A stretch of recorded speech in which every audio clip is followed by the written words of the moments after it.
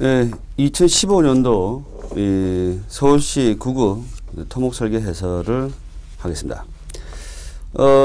서울시 문제가 전반적으로 조금 쉬웠죠, 그죠? 예, 그래서 대부분 조금 한다는 학생들이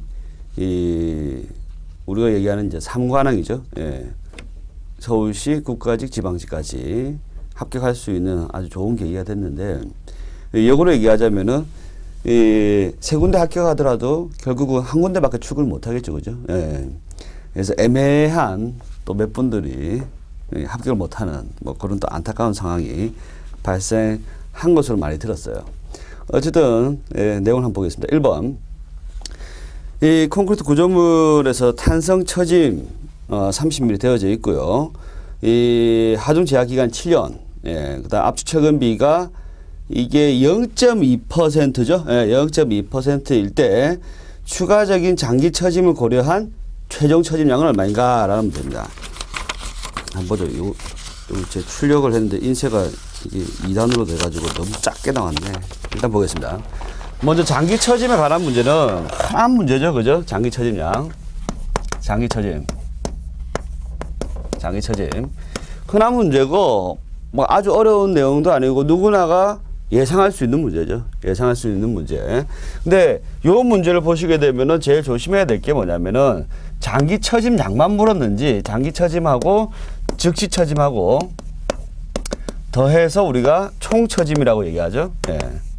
이 두 가지를 합한 값을 물었는지 아니면 장기 처짐량만 물었는지 요거 꼭 확인해야 된다. 말씀드렸죠. 문제 다시 한번 보시게 되면은 분명히 최종 즉 총 처짐량을 다 구하라 라고 했어요.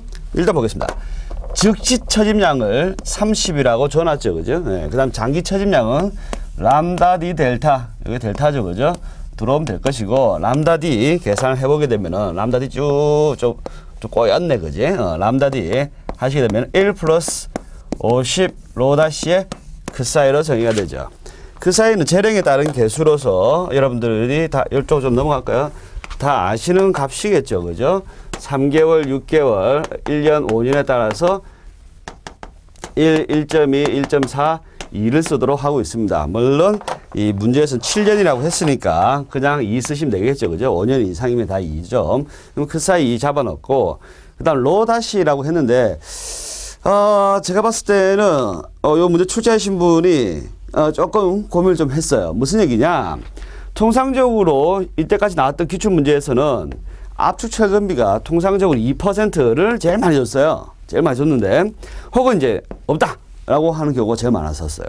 근데 2%라고 영혼 없이 공부했던 분들한테 철퇴로 가기 위해서 이분은 어떻게 했냐? 0.2%를 줬어요. 0.2%.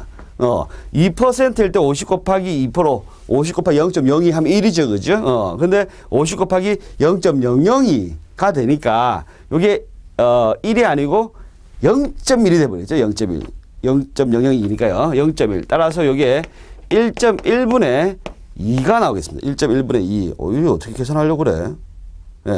1.1분의 2. 맞죠? 뭐 잘못했나? 예. 그죠? 맞네.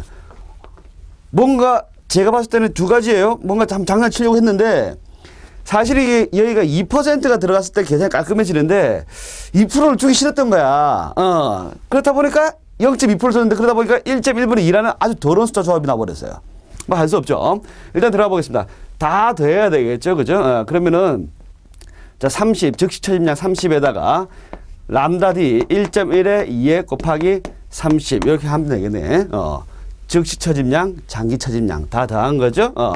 요거를 한 번 더 쓰게 되면 30에 1 플러스 1.1분의 2라고 쓸 수 있겠네, 그죠?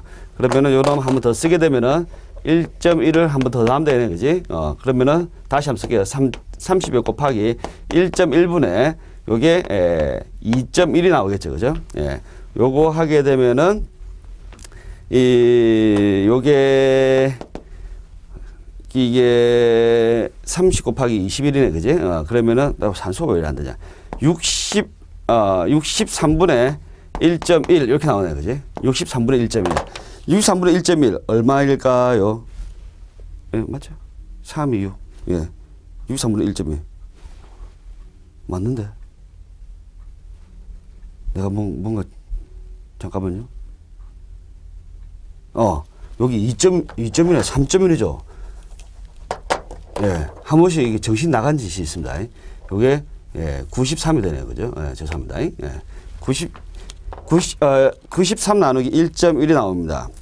그런데 보기를 보니까 2번 아니면 3번이 될 가능성이 있네. 4번 절대 아니겠죠. 그죠? 근데 요런 상황이 봉착했을 때 이거 어떻게 할 것이냐. 1.1로 나눌 것이냐. 그러지 마시고요. 10%를 빼시면 되죠. 93에 10%면은 9.3이죠.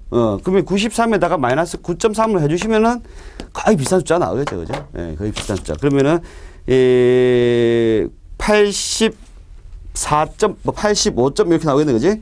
예, 그렇게 계산하시게 되면은, 정확하게 하면은 84.5mm가 나오네요. 자, 정답은 2번이 되겠습니다.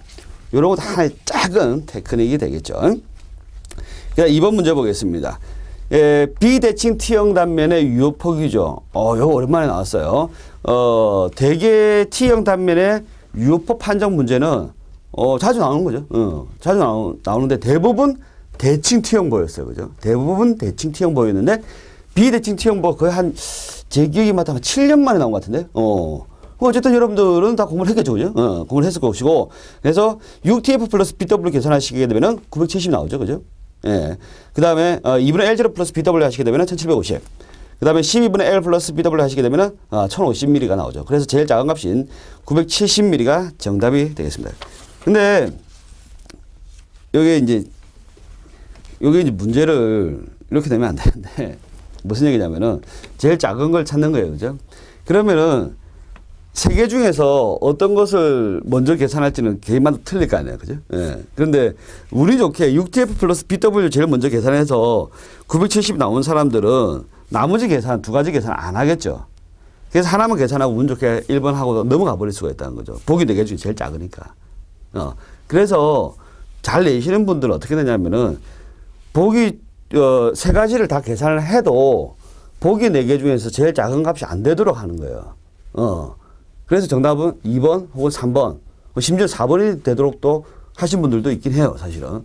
그래서 세 개를 다 계산하도록 유도를 해줘야 되는데, 예, 여기 2번처럼 이렇게 출제하신 경우를 보자면은, 운이 좋은 사람은 세 개 중 하나만 계산해도 맞출 수가 있다는 얘기죠. 어쨌든 큰 문제는 아니니까 넘어가도록 하겠습니다. 3번. 한계 상태 설계법에 관한 내용으로 틀린 것은, 한계 상태에 관한 내용으로 틀린 것은 되어 있습니다. 아마 우리 카페나 혹은 우리 교재의 뒤편에 보면은 한계 상태 설계에 대한 요약 내용들이 있죠. 그것만 조금 숙지하고 하셨다면은 크게 어려운 내용은 아니었을 건데요. 예, 틀린 거 찾아라는 얘기죠. 틀린 거. 1번부터 보겠습니다.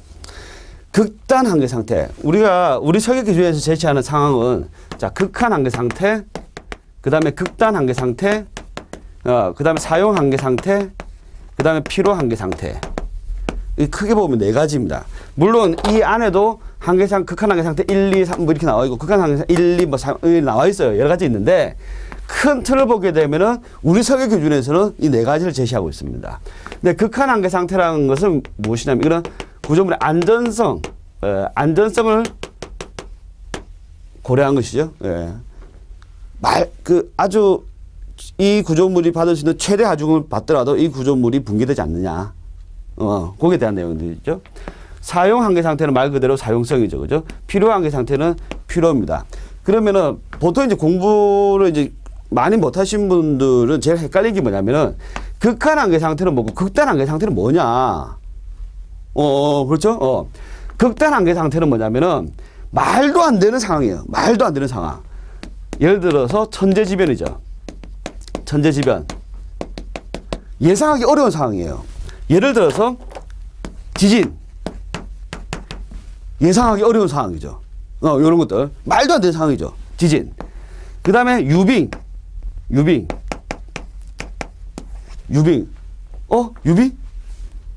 빙하가 떠내려와가지고 교과가 처박는 거예요. 이런 경우가 예상할 수 있을까요, 그거? 무슨 둘리야? 말이 안 되죠, 그죠? 그래서 이런 말도 안 되는 상황. 정말 말도 안 되는 상황이 오더라도 적어도 붕괴는 되지 말자. 교량의 전체적인 붕괴를 야기시키지는 않도록 하자.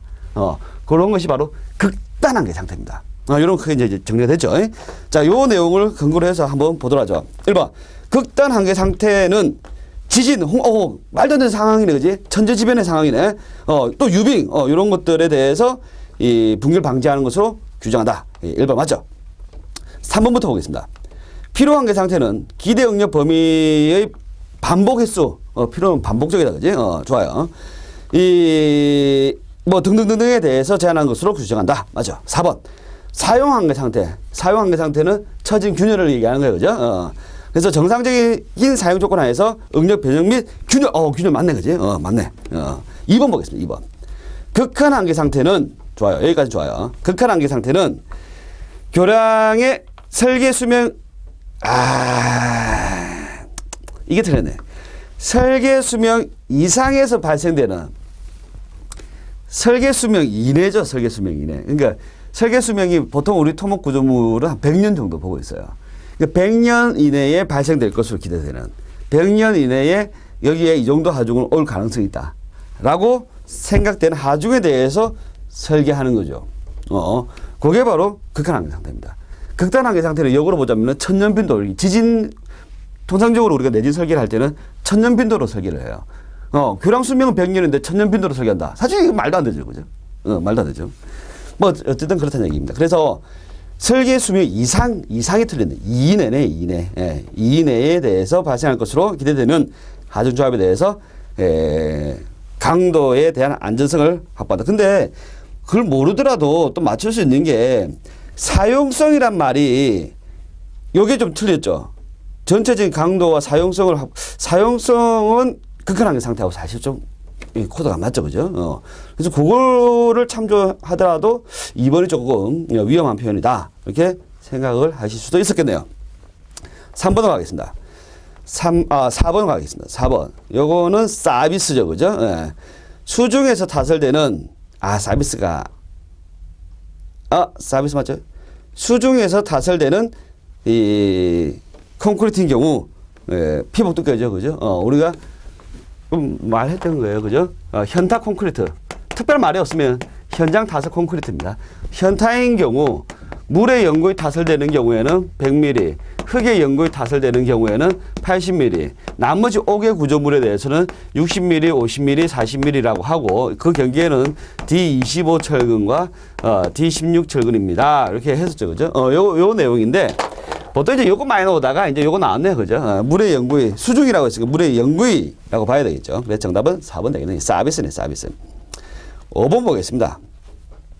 5번은 여러분들이 풀기가 사실 좀 어려운 내용이에요. 이거 틀려라고 된 문제인데 아마 제가 봤을 때는 대부분 안 풀었을 거라고 예상이 됩니다. 왜 그러냐면은 문제 해보게 되면은 긴장제의 응력 FPS는 막 욕지거리가 잔뜩 있어요. 여기, 뭐지? 이거 암호화된 문구가 나오네요. 이런 것도 우리가 안 다루기로 했었죠. 그죠? 어쨌든 얘는 다뤘어요. 의식을 통해서 근사해 보이는 게 근사해 보이지 않죠. 그죠? 어쨌든 이러한 식을 사용하도록 하고 있습니다. 그러나 이 식을 사용하기 위해서는 긴장제의 유효응력이 얼마 이상이 될 것을 요구하고 있는데 긴장제의 설계 인장 강도 FPU가 1800MPa일 때 이 식을 사용하기 위해서 프리스트레스 긴장제의 유효응력 FPE는 얼마 이상이 되어야 합니까? 라는 내용인데요. 이거 실제로 우리 교재에 있어요. 이 내용이 있어요. 내용이 있는데 제가 수업 시간에도 뭐 많이 얘기를 안 했어요. 왜 그러냐면은 잘 안 나오니까. 요 문제 처음 나왔어요. 근데, 이렇게 보실 수가 있겠죠. 쌤 왜 수업 시간에 얘기 안 했어요? 그런 식으로 말씀하시면은 제가 이제 이 토목 설계 강의만 해서 한 300강을 찍어버립니다. 꼼꼼히 다 훑어버려요. 그러면은 이 비효율적인 학습이 되겠죠. 잘 안 나온다는 얘기예요. 잘 안 나오는데 우리 교재는 있어요. 근데 제가 보험 차원에서 넣어놓은 거죠. 딱 보험이 딱 들어갔네. 어쨌든 요거 정답은 0.5 FPU 이렇게 써야 됩니다. 그래서 정답 3번이 되는데 뭐 저는 이제 이렇게 말씀을 드리고 싶네요. 이 공력이 좀 오르신 분들은 이 5번 문제가 이 우리 전체적인 토목 설계 전체 단원에 비춰봤을 때 출제의 흐름으로 봤을 때 본류는 아니라고 볼 수가 있거든요. 큰 줄기는 아니라는 얘기죠. 뻗어 나온 뭐 어떻게 보면 돌연변이 같은 문제라는 거죠. 그런데 우리 공부를 할 때는 효율적으로 공부해야 되겠죠. 예, 효율적으로. 우리가 공부를 무슨 기술고시 공부하듯이 그렇게 할 수는 없는 거 아니었어요. 예, 딸랑 그거 공부는 되는 건데, 그래서 너무 깊게 팔 수는 없어요. 그래서 적절한 수준으로 우리가 공부를 해야 되는데, 그 수준을 제시하는 것은 제가 이제 해야 할 일이겠죠. 요 정도입니다. 라고 제시하는데, 저는 5번 문제에 대해서 여러분들한테 이거를 굳이 파고 공부할 필요는 없다라고, 자신있게 말씀을 드리고 싶네요. 왜 그러냐면은, 잘 안 논다는 거죠. 잘 안 노고, 만약에 5번 같은 문제가 불안하다. 이거 또 나올 수 있잖아요. 그게 또 나올 수 있죠. 또 나올 수 있죠. 바로 네가 지금 시험 쳐서 합격할 확률은 비슷한 확률로 나올 가능성이 있죠. 그게 안 된다는 얘기죠, 거의. 거의 불가능한 수준으로 나올 것이다. 그 얘기입니다. 그래서 제가 말씀드린 것은, 이제 공력이 오르신 분들은 자연스럽게 알아요. 이거는 흐름이 아니다. 근데 처음 공부하신 분들은, 와, 이거 어떻게 해야 돼? 이렇게 하시는데, 그게 중요한 문제가 아닙니다. 그래서 뭐 어쨌든 정답은 뭐 3번이 되겠지만, 모르고 3번 찍으신 분들은 해피하겠죠. 오케이. 그래서 5번 문제는 풀이 생략. 풀이 하긴 했지만은 뭐 크게 의미는 가지실 필요는 없다. 그 얘기입니다. 1번부터 4번까지 굉장히 자주 나오는 스타일이죠. 3번 같은 경우는 한계상태설계법인데, 기본적인 한계상태설계법의 내용이죠. 그죠? 6번 보겠습니다. 6번 이런 게 엄청나게 잘 노는 내용이죠. 6번. 좋습니다. 6번. 그림과 같이 지간 4m의 직사각형 단순보에 4m짜리 단순보가 어디 있어요? 어쨌든 도심의 PS 도심에 작용하고 있네요. 문제 쉽게 내려고 애원하고 있네요. 직선으로 배치가 되어져 있고 1200kN의 프리스트레스 힘이 작용하고 있습니다. 보의 중앙 단면 하연의 응력이 제로가 되기 위한 등분파 중 오메가는 얼마입니까? 라고 되어 있습니다. 보시게 되면은, 자 봅시다. PSC 흔하게 나온 거죠. 흔하게 나오는 건데, 자 이제 도심에서 작용하고 있어요. 도심에서 작용하고 있고 분포화 중에 있어요. 예. 이때 보의 상연과 하연에서 발생되는 응력 시그마 맥스 원투라고 할게요. 상연 하연. 요 놈은 A분의 P 플러스 마이너스 Z분의 M1 마이너스 플러스 Z분의 M2 우리 이렇게 이야기를 했었죠. 그죠? 예. 기억나죠? 예. 그래서 자 봅시다. 요거는 긴장력이죠. 그죠? 예. 긴장력이 얼마가 되었냐면 1200kN. 1200kN으로 왔어요. 뭐 면적 주어진 거 하시면 되고, 요 놈은 뭐냐면은 하중에 의한 모멘트죠. 하중에 의한 모멘트고, 요 놈은 이 강제의, PC 강제죠. 예, PS 강제의 편심에 의해서 발생되는 역방향 모멘트죠. 역방향 모멘트. 예, 그래서 어찌됐든 요 식보다는 사실은 이 식을 더 많이 씁니다라고 했어요. A분의 P에다가 1 플러스 마이너스 E 맥시멈 분의 E1 마이너스 플러스 E 맥시멈 분의 E2 요 놈을 더 많이 쓸 거예요. 같은 식이죠, 사실은. 같은 식인데 요 놈을 쓰는 경우는 뭐냐면은 E 맥시멈을 구할 수 없을 때, 핵 반경을 구할 수 없을 때예요. 근데 대부분 문제가 E 맥시멈을 구할 수 있는 문제로 주어져요. 그죠? 구할 수 있는 단면이라고 한다면은 원형 단면이나 직사각형 단면이죠. 뭐요? 이러신 분들은 뭐 그거 다 얘기하면 너무 설명이 길어지니까 생략하도록 하겠습니다. 어쨌든 지금 뭐라고 했냐면은 하연의 응력, 하연이라면 요거네 요거 하연의 응력이 얼마가 되어라? 제로가 되세요. 이렇게 얘기했네요. 그러면 A분의 P는 없어져도 되겠네요. 그죠? 요것만 가지고 계산하시면 되겠습니다. 다시 한 번 더 정리하죠. 요 놈을 위로 올릴게요. 지금 교탁 때문에 안 보니까 1 마이너스 E 맥시멈 분의 이거 바로 쓰면 되겠네요. 예. E1 죄송합니다. 분기 떨어졌네요. 예. 고장났다, 이거. 예. 긴급조치. 예. 그냥 쓸게요. 긴급조치. 예. 합해 되는데, 따로 쓸게요. 플러스, 예. E 맥시멈 분의 E2 이꼴 0. 이렇게 되어라. 그 얘기 있죠? 그런데 지금 강제 편심이 어떻게 돼 있어요? 제로죠. 그러면 이거는 없어도 되네요. 이렇게 볼 수 있네요. 한 번 더 써볼게요. E 맥시멈 분의 E1 이렇게 되겠네, 그지? 결국 뭐예요? E 맥시멈이 E1과 같으세요. 그렇게 되겠네. E 맥시멈 6분의 H죠. 6분의 H니까 이게 6분의 1이 되겠네요. 다시 쓰면 E 맥시멈 이꼴 E1이 되세요. 라는 얘기인데, 요 놈은 6분의 1m 이렇게 되겠네요, 그죠? 6분의 1m. E1만 하면 되겠네요. E1. M1 이꼴 P 곱하기 E1. 물론 M2도 마찬가지로 P 곱하기 E2가 되겠죠. 그죠? 어쨌든 지금 보시게 되면은 E1을 구하면 돼요. E1은 P분의 M이네요. 그러면 P분의 M1이 되는데 M1은 하중에 의한 모멘트죠. 8분의 오메가 L 제곱이네요. P분의 1 하시고 8분의 오메가 L4의 제곱 44 이렇게 적게요. 44 되네요. 요거 정리하시면 끝나죠. 이제 끝나죠. 네, 정리하겠습니다. 오메가 구하라고 했죠. 그죠? 오메가 4 약분하시고 2 됐고요. 약분하시면은 2 됐고요. 됐나요? 네. 넘겨주시겠습니다. 넘겨주시면은 결국 오메가는 12분의 1 12분의 1 예. 이거 내가 맞춰야 되는데 6번 12분의 1 내가 뭐 또 틀렸다. 이런 어디서 틀렸을까요? 봅시다. 예, 2 응? 오메가 걸 이게 한 번씩 제가 이런 경우가 있어요. 모든 풀이가 지금 라이브 풀이다 보니까 예. P가 있네요. 죄송합니다. 예. 그렇지. 산수를 이렇게 할 리가 없지. 출제하시는 분들이. 여기서 다시 정리할게요. 6분의 1에다가, 모든 풀이가 지금 라이브 풀입니다. P분의 1 남아있고요. 다시 적게요. 오메가 구해야 되고요. 4, 8 이렇게 남아있는 상황이죠. 근데 P가 얼마냐면 12예요. 그죠?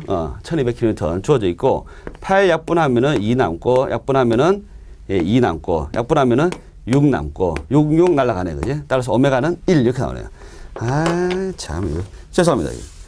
이제 7번 보시면은 이 풍화중에 대한 설명으로 옳은 것은 이라고 되어 있는데 이게 사실은 2011년도 도로교 설계 기준 한계상태 설계법이에요.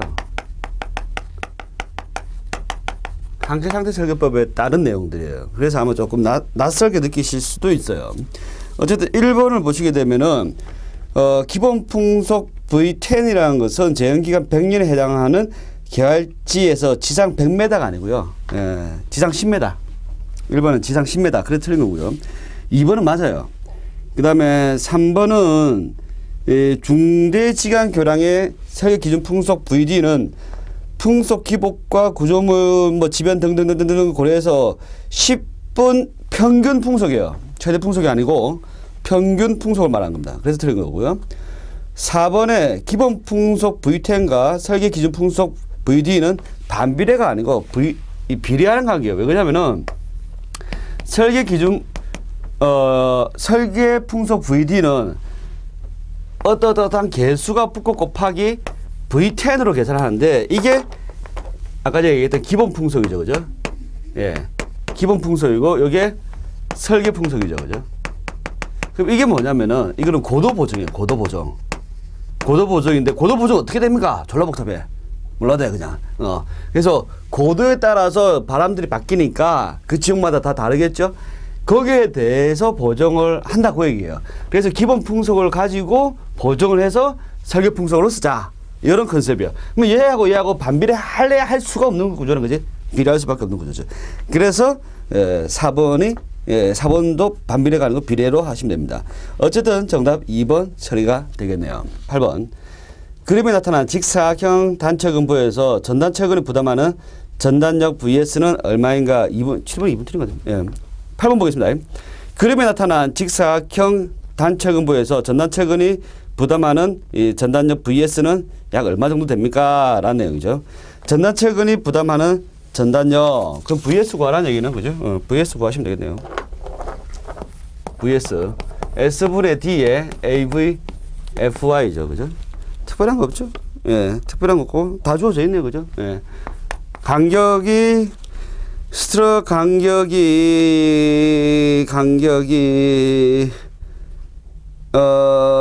200mm. 지금 자리에서 필요 없죠? 예, 200mm.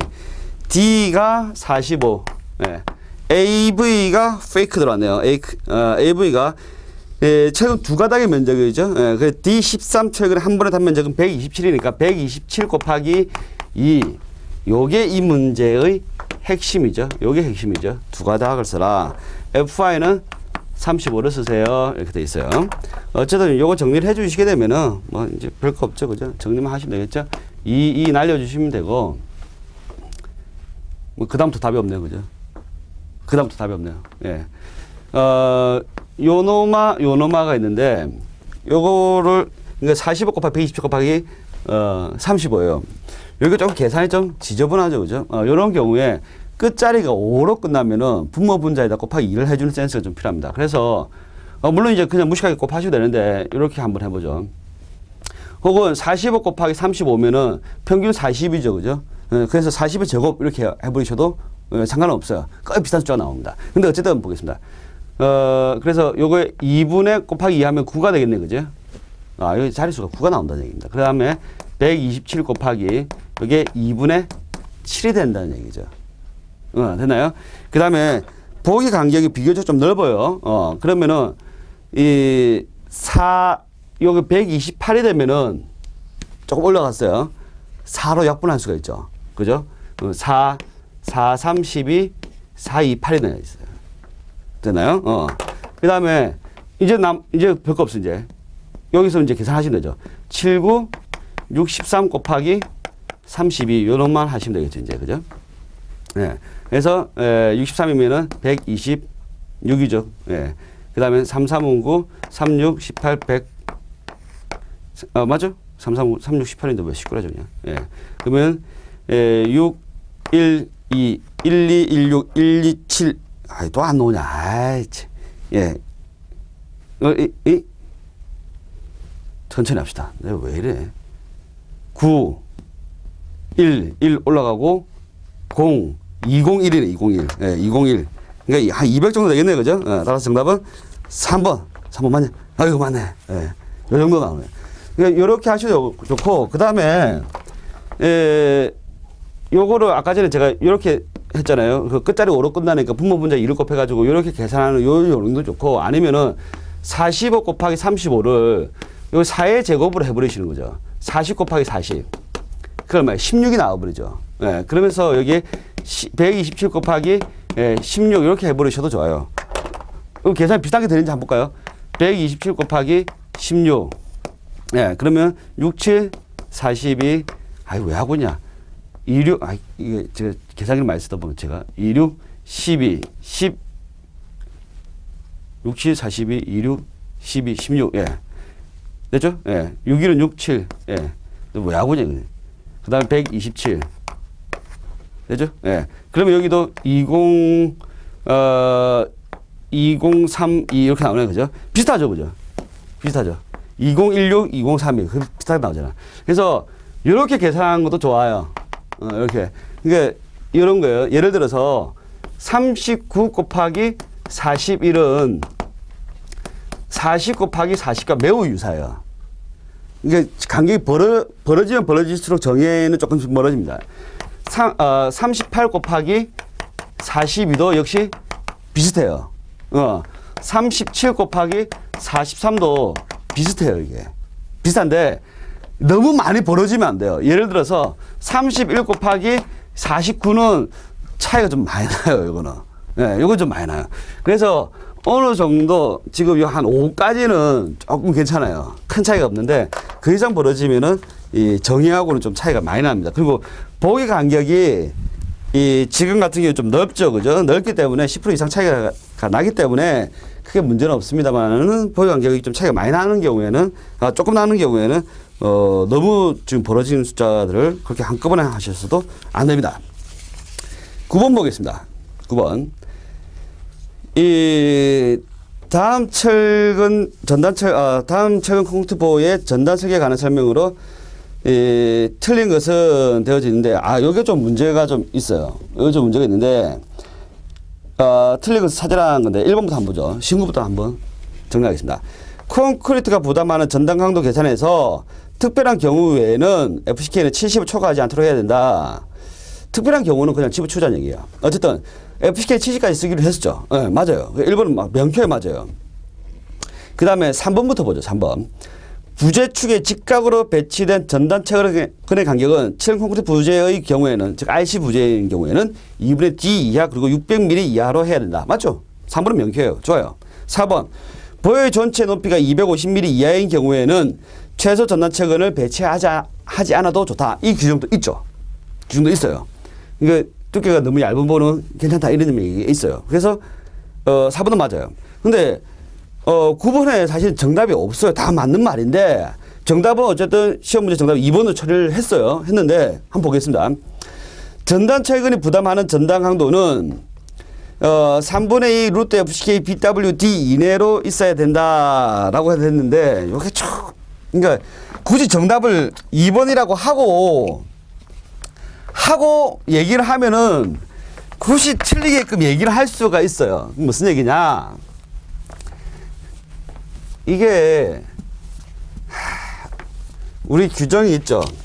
이런 규정이 있어요. 네.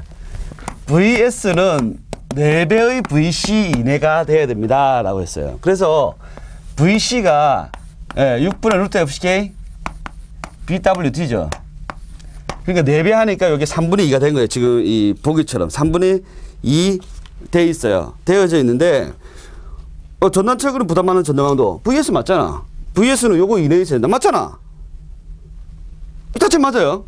맞는데 지금 정답을 2번으로 하고 굳이 틀린 걸 찾으라고 하면은 굳이 틀린 거 람다가 들어가야 되죠. 그죠? 굳이 틀린 걸 찾으라고 한다면은 람다가 들어가야 되는 거 요거고요. 또 하나 뭐 굳이 틀린 거를 찾으라고 한다면은 전단 강도라고 했으니까 이게 공칙인지 설계인지에 대해서는 얘기가 좀 없어요. 근데 통상적으로 이렇게 돼 있거든요. 그죠? 네. 그래서 뭐 강도 감소 계수를 해야 되는 거 아니냐 이렇게도 얘기를 할 수가 있는데 제가 봤을 때는 요거 9번을 정답으로 처리하는 것은 약간 좀 무리가 있어요. 그래서 혹시나 여러분들 중에서 9번을 이거는 진짜 멘붕 오죠. 저 같아도 멘붕 오겠습니다. 이거 틀린 부분이 없어요. 잠깐 따지자면 굳이 따지자면 아까 전에 얘기했던 람다가 들어있어야 되는 거 아니냐. 굳이 따지자면 그런데 제가 지금 그 콘크리트 설계 기준을 파악한 바로는 거기서 제가 람다를 못 봤어요. 사실은 못 봤는데 요거는 아마 제가 봤을 때는 문제 오류로 제가 판단이 되네요. 출제하신 분들이 왜 2번을 했는지는 제가 잘 모르겠습니다. 사실은. 어쨌든 뭐 이건 할 수 없어요. 넘어가도록 하겠습니다. 10번 보겠습니다. 10번. 내진 설계. 내진 설계에 관한 내용도 요 최근 들어서 꽤 자주 나오고 있어요. 그래서 요 부분 꼭 파악을 해 두셔야 되는데요. 어쨌든 보겠습니다. 내진 설계에서 설계 지반 운동에 관한 설명으로 옳은 것은요. 옳은 것은 보겠습니다. 4번부터 보겠습니다. 4번부터. 모든 점에서 똑같이 가진하는 것이 합리적일 수 없는 특징을 갖는 교량 건설 부지에 대해서 지반 운동은 시간적 변화 모델을 사용해야 한다. 그거 공무원 시험 치는 사람이 맞출 수 있을까?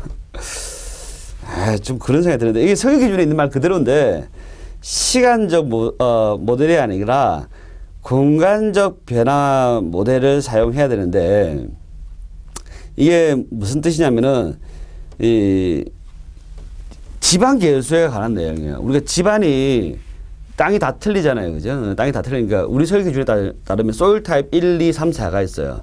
대부분 우리나라의 지반은 소일 타입 2에 포함됩니다. 물론 연약 지반이나 이런 데서는 소일 타입 3, 소일 타입 4도 있는데 소일 타입 4는 거의 뻘 정도 수준이에요. 네.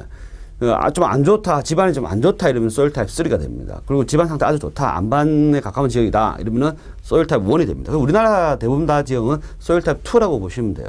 근데 어쨌든 집안의 종류에 따라서 지진 가속도가 틀려요. 사실은 다 틀리게 집안 운동을 틀리게 모델링을 합니다. 근데 이러한 내용들을 사실은 제가 봤을 때는 좀 내진 설계에 대해서 어느 정도 좀 개념을 좀 잘 잡고 있는 사람들이나 알 수 있는 내용들인데, 물론 설계 기준이 있으니까 할 말은 없습니다만은, 좋아요. 4번 틀린 내용입니다. 그래서 이 시간적 변화 모델이 아니라 공간적 변화입니다. 그리고 시간적으로 변화한다는 얘기는 내진 설계 자체가 지진파가 이게 오는 시간, 이거 고려한 게 아니라 이 지진파의 에너지를 가지고 설계를 하는 거거든요. 네. 그래서 지진파의 고유 주기라든지 이런 거에 대해서 이 구조물의 고유 주기 이런 것들을 가지고 진동을 어떻게 하느냐, 그리고 응답을 어떻게 하느냐에 대한 에너지가 어떻게 전달이 되느냐에 대해서 우리가 설계하고 있기 때문에 시간에 대해서는 크게 의미가 없어요. 그리고 지진이 시간에 따라 조금 다르게 올 수 있잖아요. 그죠? 그런 것들까지 우리가 고려를 하게 되면은 너무 다양한 변수가 생겨버리죠. 시간에 따라서 뭐 어떻게 1초 올 수도 있고, 어떻게 2초 올 수도 있고, 어떻게 17.5초가 올 수 있는데 그걸 다 어떻게 우리가 고려를 할 수가 있겠습니까? 그래서 그런 것들은 우리가 할 수가 없어요. 네. 어쨌든 공간에 대해서는 그 부지의 공간이 한정이 되어져 있으니까 거기에 대해서는 모델링 할 수가 있겠죠. 그래서 4번은 예, 그 내용이 틀린 거고요. 그 다음에 3번에 설계 지반 운동은 1축 방향이 아니고 2축 방향입니다. 교축 방향하고 교직 방향으로 같이 가진을 하게 되어 있어요. 그래서 우리 설계 기준에는 교축과 교직 방향을 동시에 가진하라고 되어 있는데 통상적인 설계에서는 교축으로 지진파를 가한 거의 최대값하고 교축으로 지진파를 가한 거의 최대값을 조합을 해서 130룰을 써서 적용하고 자꾸 얘기하면 깊어지니까 일단 2축이 아니라 1축이 아니라 2축입니다. 교축, 교직입니다.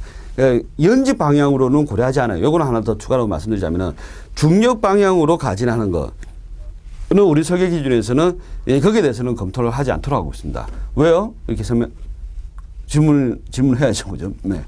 연지 방향에 가진이 생기게 되면은, 있겠죠. 지진이 연지 방향 가진도 있겠죠. 그리고 구조물에 아주 치명적인 영향을 미치는 것은 연지 방향 가진이죠. 예. 좌우로 흔드는 것보다 위아래로 흔드는 게 더 위험하겠죠. 아파트를 위아래로 막 때려 흔들어 버리면 그냥 아파트 굉장히 위험한 상황이 발생할 수가 있겠죠. 예. 좌우로 흔드는 것보다는.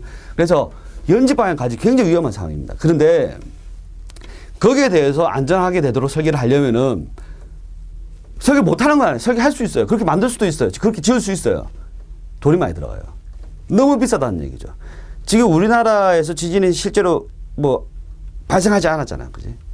발생하면 또 기준이 바뀔 수도 있겠지만은 아직 발생하지도 않았는데 지금도 어떻게 보면은 발생하지도 않았지만은 거기에 대해서 최소한의 대비를 하자라는 목적으로 우리가 설계 기준이 제시가 되어져 있는데 발생하지도 않은 지진에 대해서 우리 연지 가진까지 다 고려해서 한다는 것은 너무 비경제적인 설계가 되겠죠. 예. 그래서 연지 가진에 대해서 연지 방향 지반 운동에 대해서 안전하게 되도록 설계를 하는 것은 지금 현재로서는 지구상에서는 그런 설계 기준은 없습니다.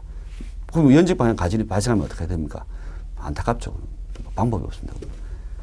여러분 그런 장치들에 대해서 혹은 그런 방법에 대해서는 지금도 많이 논의가 되고 있어요. 뭐 할 수 있어요. 할 수 있는데 안 하는 겁니다.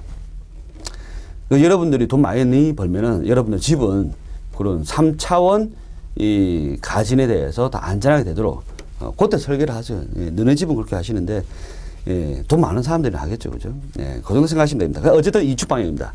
이렇게 교축, 교직입니다. 수평 방향으로만 설계를 합니다. 그 다음에 2번. 국지적인 토질 조건, 지질 조건이 지반 운동의 영향은 무시할 수가 있다. 국지적이라는 거는 이게 아주 국지적인 영향은 요거는 2번하고 4번 좀 같이 엮어서 보시는 게 좋은데 아까 전에 제가 소일 타입 이런 것도 봤잖아요. 사실은 이제 국지적이라는 것이 범위를 어디까지 보느냐로 이제 여러분들이 이해를 하실 수가 있는데 국지라는 것은 우리 설계 기준에서 얘기하는 국지라는 것은 어느 한 범위가 꽤 넓은 거예요. 예를 들어서 한 동네라고 보시면 돼요. 그 동네의 집안 상태가 좀 안 좋다. 이럴 수 있잖아요. 그지? 근데 예를 들어서 우리 집 앞마당인데 앞마당 바로 옆에 그 땅이 좀 안 좋아. 이건 아니란 얘기예요. 한 동네 그 부지 내에 좀 집안 상태가 좀 다른 데하고 좀 틀리다. 그런 것들은 고려를 해서 설계하자. 그런 내용으로 같이 보시면 되겠습니다. 1번 설계 지반 운동은 부지 정지 작업이 완료된 지표면에서 자유장 운동으로 정의한다. 요거는 정확하게 맞습니다. 부지 정지 작업이 완료된 지표면에서의 자유장. 지표면에서의 자유장. 여기 방점 찍으셔야 돼요. 부지 정지 작업이 완료된 요까지는 중요한 말은 아니고 지표면에서의 자유장 운동입니다. 그래서 지표면의 지반 운동에 대해서 설계를 한다. 왜 건물이 지표면에 있잖아요. 그죠? 그렇게 보시면 되겠습니다. 또 어떤 분이 있습니다. 우리 집 지하 3층에 있는데요. 우리 집 반지하인데요. 근데 아주 깊숙이라는 것은 한 지하 100m 정도를 봐야 돼요. 적어도 한 몇십 메다인데 지표에서 한 10m 요 정도는 그냥 지표와 같은 거죠. 그래서 그렇게 생각을 하시면 안 됩니다. 대부분 우리 교량이라든지 토목 구조물들이 거의 지표에 노출이 되어져 있죠. 그죠? 물론 이제 뭐 지하 아주 깊이 있는 이제 터널이나 이런 것들은 또 다른 내용들이죠.